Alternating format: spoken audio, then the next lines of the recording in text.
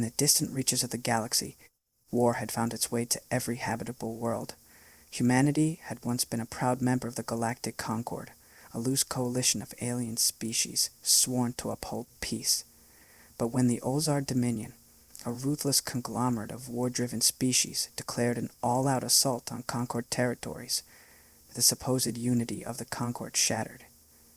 As the war turned grim, humanity was abandoned, left stranded on the front lines without aid. But in the darkest hour, a chance alliance formed between men and monsters, forging something the galaxy would soon come to fear.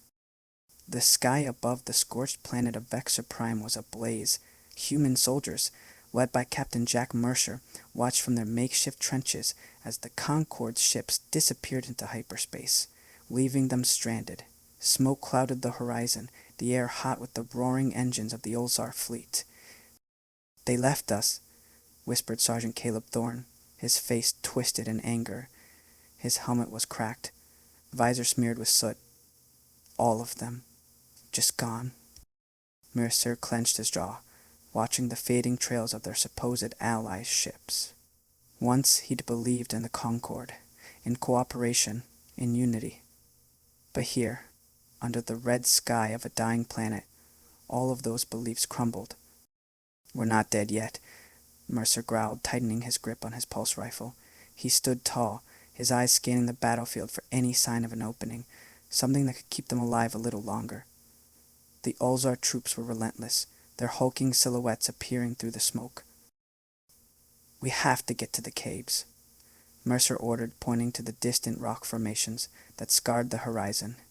"We move now, or we get turned into ash." His men, faces etched with fatigue, nodded. There was no argument. They trusted Mercer with their lives. They sprinted from the trenches, ducking under the laser fire that crackled around them. The Ozar, towering and brutish, moved with terrifying precision. Each blast from their weapons tore through rock and flesh alike. Mercer pushed forward, his heart pounding, the screams of fallen men ringing in his ears. There was no time to mourn, no time for anything but survival. Reaching the cave mouth, he turned back, covering the retreat as his men poured in. The cave was dark, its depths unknown. The ground was uneven, the walls damp and cold. Mercer could hear the sound of running water somewhere ahead, the scent of sulfur thick in the air. As the men caught their breath, the oppressive darkness seemed to close in around them. Suddenly, a growl echoed through the cave. The men snapped to attention, rifles aimed into the shadows. From the depths emerged figures, their silhouettes unlike anything they'd seen before. 6 limbs, reptilian in nature, with a jagged, armored hide. The creatures moved with a grace that belied their size. "Hold your fire," Mercer barked, his instincts screaming at him that this wasn't the Ozar. The creatures stepped closer, and Mercer saw their eyes. Not the cruel eyes of the Ozar, but something else. Intelligence. Caution. One of the creatures stepped forward, its voice a series of guttural clicks and growls. Mercer didn't understand. But the creature raised a clawed hand slowly, palm open, a gesture of peace. Sergeant Thorne whispered, "Captain, are we really going to trust these things?" Mercer locked eyes with the creature, then nodded. "We don't have a choice, Thorne. We either make allies, or we die here." The creature gestured for them to follow, and Mercer motioned to his men. They moved deeper into the cave, tension palpable. As they walked, Mercer took in his surroundings. Strange symbols were etched into the walls, and the deeper they went, the more the cave resembled a living space, primitive but intentional. The creatures led them to a massive cavern where a group of similar beings waited. Their leader, slightly larger and with deep blue markings across his scales, stepped forward. He let out a long, guttural sound, and a small device on his neck emitted a translated voice. "We are the Vraiken, hated by all, forsaken like you." The Vraiken leader paused, his eyes locking onto Mercer's. "Will you fight with us, against the Ozar?" Mercer felt a spark in his chest, something he hadn't felt since the Concord's betrayal. Hope. He extended his hand, and the Vraiken leader mirrored the gesture, their alliance sealed in that dark cavern. The Vraiken weren't just formidable, they were warriors cast out by the Concord, feared and ostracized for their ferocity. With their help, Mercer's men began to learn the lay of the land, using the labyrinthine caves to their advantage. The Vraiken showed them hidden paths, natural traps, and, most importantly, taught them how to use the Ulzar's fear against them. Weeks passed, and the alliance grew strong. Mercer stood alongside the Vraiken leader, Zalcor. Together they devised a plan to strike at an Ulzar outpost. It wasn't about winning the war. Not yet. It was about showing the Ulzar and the galaxy that humanity and the Vraiken were not to be trifled with. The night of the attack, the humans and Vraiken moved as one. In the darkness, their combined forces were swift and merciless. Mercer watched as Zalcor moved through the Ulzar lines, his claws tearing through armor as easily as Mercer's pulse rounds found their marks. There was an elegance to their violence, a synchronization that came not from drills or training, but from a shared rage. The Ulzar, unprepared for such a coordinated assault, fell back. Mercer could see the fear in their eyes as the Vraiken charged, roaring with the fury of the Forsaken. He felt it too, a primal scream that echoed in his chest, a defiance that burned with every beat of his heart. By dawn, the outpost was theirs. The Ulzar lay defeated, their banners torn and trampled. Mercer stood at the center of the camp, his men and the Vraiken surrounding him. For the first time since they had been abandoned, they weren't running. They had taken something back. Word of the alliance spread, carried by whispers, across war-torn worlds. The Concord dismissed it as rumors. They believed humanity and the Vraiken to be broken, scattered. But as more Ulzar outposts fell, the truth became undeniable. The Forsaken, as they came to be known, were a force unlike any the galaxy had seen.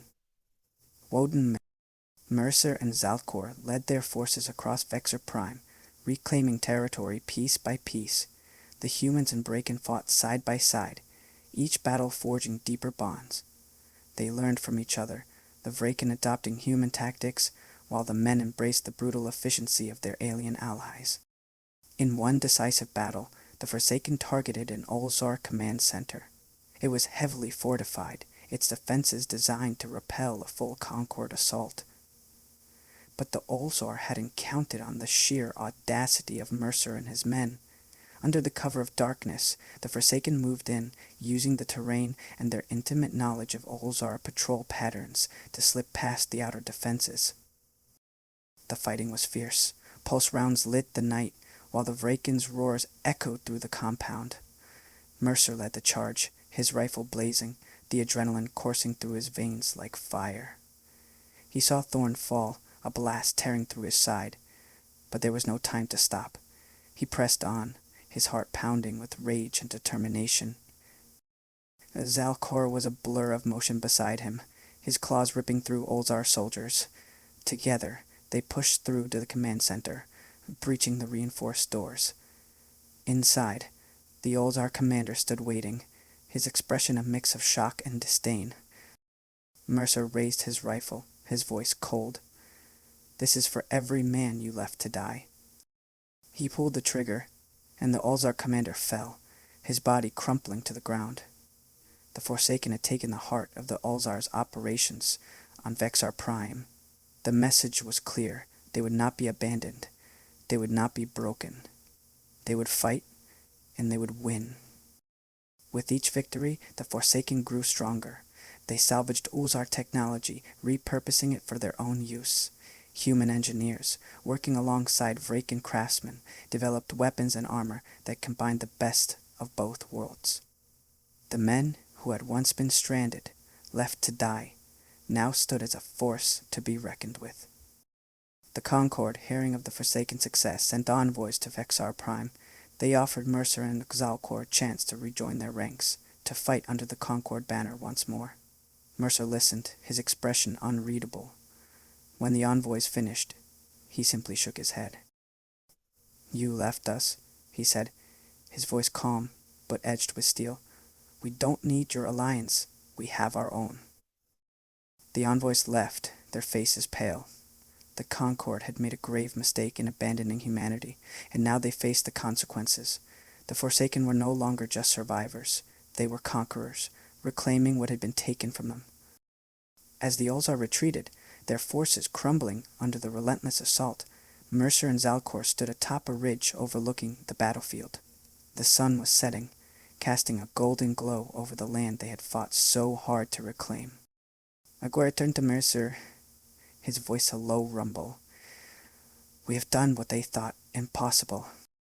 Mercer nodded, a rare smile touching his lips. "Together, we're unstoppable." The Vraiken leader let out a growl that might have been a laugh. "The galaxy will learn to fear the Forsaken." Mercer looked out at the horizon, his heart swelling with a sense of purpose. They had been abandoned, betrayed by those they had once called allies. But in that betrayal, they had found something stronger, an unbreakable bond, forged in the fires of war. Together, humanity and the Vraiken would carve their place in the galaxy, and woe to anyone who stood in their way. Years later, the Forsaken had become a legend. Their ranks swelled with those who had been cast out, those who had been abandoned. Humanity and the Vraiken stood at the forefront of a new coalition, one not built on fragile alliances and empty promises, but on brotherhood and shared struggle. Captain Jack Mercer, now a leader of a force feared across the stars, stood alongside Zalcor as they addressed their people. The war was far from over, but they had something the Ulzar and the Concord would never understand. "We fight for each other," Mercer said, his voice carrying across the gathered soldiers. "We are the Forsaken, and we will never be broken." The cheers that followed were deafening, a roar that echoed across the galaxy. The Forsaken had risen, and the galaxy would never be the same.